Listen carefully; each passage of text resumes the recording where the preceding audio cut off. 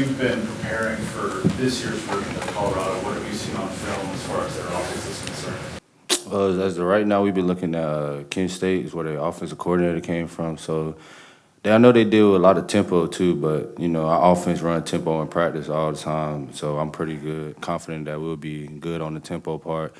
They do like a lot of 11 personnel. They like to run the ball, hit stuff downhill, not trying to bounce a lot of balls outside, and then throwing like little hitches, and then a lot of RPOs and read pulls and stuff like that. When they pull, they want to fit tight. You spend even more time in film watching players from their previous schools just to kind of see their good and bad tendencies? Yeah, doing that too, so you can see they can give any tips that's what play is gonna lead to that, and then how they like to line up and what they like to run. And also too, I know they running back that they got from Houston. He didn't play last year, but he played because he had an injury. He played the year before that, so when he was a freshman, but he's a pretty good player. So seeing him, he gonna be pretty good this year. They put out a lot of stuff on YouTube. Have y'all guys watched that at all, or just mainly just like Kent State or whatever other player?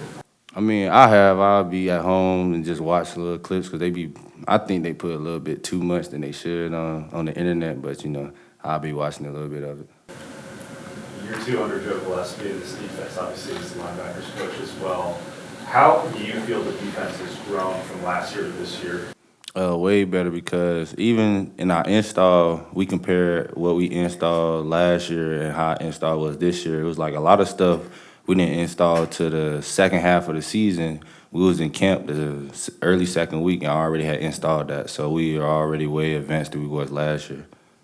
Well, there's always the anticipation for a new season, but after what you guys did last year, as good as it was, but how bad it ended in that one game, how much has that just driven you during this all season? Oh, yeah, it's actually added extra fuel to the fire because, we didn't end it. The two games we lost last year was both most important games of the season. We didn't end it the way how we wanted to end. So this year is having our chip on our shoulder and finishing the job.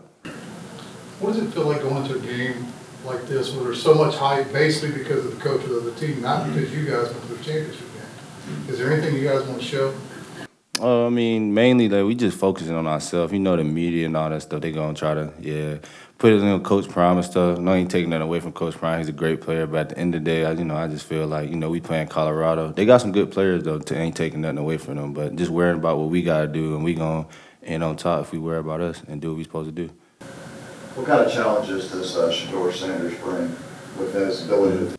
and run? Yeah, he can throw the ball very well, mainly like a pocket passer, but he also keep you honest too and tuck the ball and run a couple of times too like that. So he's gonna be a great player, and then he also can make them tight throws and stuff like that and try to air the ball out. I know you're on the other side. Last year at this time, quarterback we didn't know Chandler was going to be the starter, but you guys probably did. But as you go into this season, after you've seen what he's been through, what difference do you see in him from the other side? I see it like a very different, hungry person that's like eager to get out there on the field and win and lead the team. Because last year he won the job, but then he got hurt in the first game, so a lot of people didn't get to see him. And then he had that awesome game against Baylor when he got that first start. I think he had like 500 yards, if I'm not mistaken. So yeah, pretty excited to see what he's gonna do for us this year. Jamoi, when you were coming out of high school, how many Division I offers did you have? 0. And when you were thinking through that process, and you ended up going to junior college, obviously, was there ever a point where you thought football wouldn't last long? Did you ever envision what you're going through right now? I always knew, like, coming out of high school, I always knew, like, I said, I'm, like, one of the best linebackers in the nation. It was just, I just didn't have, like, I got my SAT scores back late. So then when I got to junior college, I know Louisville was trying to pick me up before the summer was my senior year in high school, but I didn't get my SAT scores until like 3 weeks when I got down there in JUCO. So, by that time, it's too late. They already signed the people, and they have enough scholarships to bring me on for that season. So I was already down there at junior college. So when I was playing, then my coach just kept telling me, like, Coach Shedeur, she the one who came to my crib and made me, because I was committed to a D2 school called Wingate, and then I decommitted from there. And then Coach Harris got me to come to JUCO. And then the whole time I was down there in JUCO, I can't remember when I first got my first offer, but he kept telling me, like, just trust the process, just keep being patient. Like, your time coming, you're going to get offers. And sooner or later, it was like one offer, then another one, and it just kept coming. It just kept rolling in. Now you get to experience this. You played a national championship last year. I mean, that had to be kind of the reward for the effort that you put into it. What did that feel? Yeah, it felt very special, especially like how my journey kind of like I say kind of started because coming out of high school I had 0 D1 offers. Then coming to JUCO we had like over 30 linebackers there, so it was some practice like I barely got reps. So I'm like, shoot, how I'm gonna play, how I'm gonna get my name out here, how I'm gonna leave. I'm 15 hours away from home because it was in Kansas and stuff like that. Then fighting through that.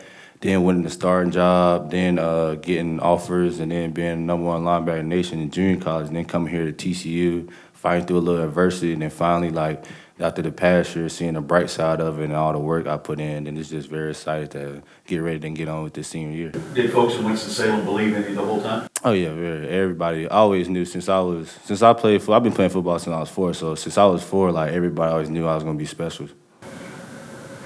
Jamoi, you guys had to replace Dee Winters, and Namby stepped in the spring and in fall camp. How's he been playing alongside? Oh, it's been very good, especially like his experience at safety. So a lot of times like we basically got a DB at linebacker, but he's very physical and he's big too. So he helped us out a lot. Like a lot of the covering aspect of that star position where we need him to go out there and cover up some receivers to free up the safety so we could double some people. And he actually add very versatile to our linebacker room. And he also fast and could blitz too.